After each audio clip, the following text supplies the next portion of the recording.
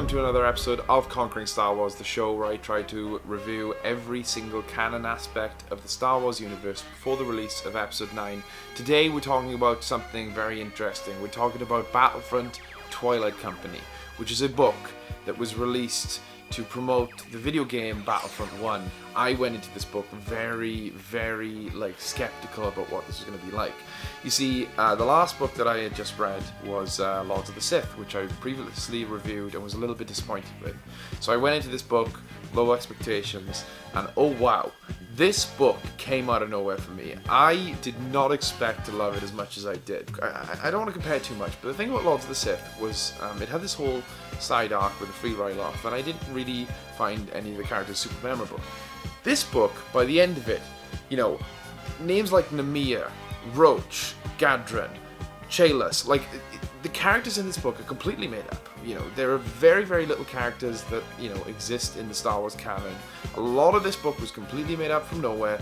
You know, it's set in the universe, it's set in the timeline, but it's not like relying on a lot of fan servicey stuff. And oh my god, it is so good. It really makes you care about these characters that you've literally never met before.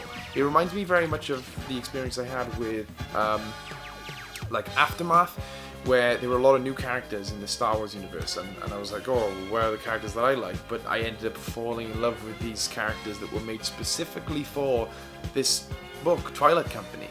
And God, if you don't go on a wild ride with this book, it takes you to places that you would not expect. It is so fun and so heart-wrenching and so interesting. And the thing that I think this book has over a lot of these other Star Wars books is because it doesn't have the fanfare, because it doesn't have, like, you know, Darth Maul showing up every so often and Darth Vader, you know, popping in every so often.